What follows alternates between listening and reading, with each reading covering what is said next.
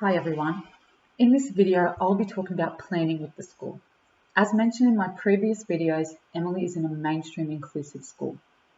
In terms of preparing the school for Hurricane Emily, when I submitted my daughter's enrolment form, I submitted every updated report from every therapist that I had. It is very important that you're honest with the school with all your child's needs. I recommend if you don't have a report and it's been in the back of your mind to get one, go get it. I would organise and I would explain to the school you're in the process of obtaining a certain report if you don't have it at the time. Again, the more information you have up front before your child starts kindy, the better. Due to having a lot of reports and essentially more planning for the school, I went one step further and submitted her enrolment forms quite early in the year. I was advised by the school that that was unnecessary, but again, the point of that was to be very upfront with Emily's needs so the school had an opportunity to put plans in place. Emily's school were quite wonderful. I've mentioned before, I'll keep saying it again, they've been absolutely amazing. The assistant principal and a kindergarten teacher went to her daycare and spent some time with her there to get to know her a bit better.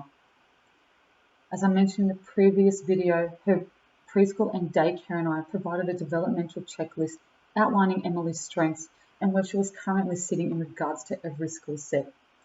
Again, that included social skills, cognitive skills, self-care, speech, transition, working with peers, etc. I also created a cheat sheet for the school. This cheat sheet was basically an outline of Emily's worst case scenario behaviour and strategies to assist the teacher. This was pretty much to be used in the first few weeks of school when she was going through a settling period, and then that would be developed into a more detailed program throughout the school year. For example, given Emily's severe speech delay, if Emily were to ever be emotional, I listed very quick strategies that would help the school teacher, aide or aides communicate with Emily during this time. Another example, if Emily were to be difficult during a transition period, I wrote down a couple of quick strategies that would help them during that time. I wrote this cheat sheet in a way that any adult who has never met Emily before would know exactly what to do in any situation. Through Emily's OT, she was able to attend a school readiness program 2 weeks before school started, and they wrote a summary report with strategies to assist Emily's teacher and aides, and this was also forwarded onto the school prior to school starting. Emily also had a couple of extra transition orientation sessions at school to help her familiarise herself with the surroundings, example, classroom, toilets, library. We discussed any sensory issues that might arise in this new environment. Example, loud noises was a big thing for Emily, and I made the school quite aware of that. I recommend you ask whatever school setting your child is in. I suggest you ask the school if there are any sensory triggers in that school environment. Best example I can think of is, are there any hand dryers in the bathroom? I found what helped was being very upfront with all of Emily's challenges and needs. The more you inform the school before kindy starts with strategies, then there's a good chance things would be easier. I also used that opportunity to build a rapport with Emily's teacher and the executive staff.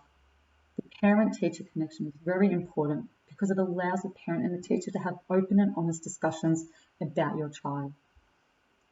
What I wish I did ask the school for was for more photos so I can create a social story prior to kindy. It would have been great to have photos of the classroom, playground, toilets, even a picture of a teacher. I know this would be very difficult and I'm not sure what school policies are, but it would have been great to have photos of the kinder class during the orientation transition day so you can refer to them in the lead up to school and show your child the kids in their class. I'm not sure how easy it is to obtain these photos, but I guess it wouldn't hurt to ask.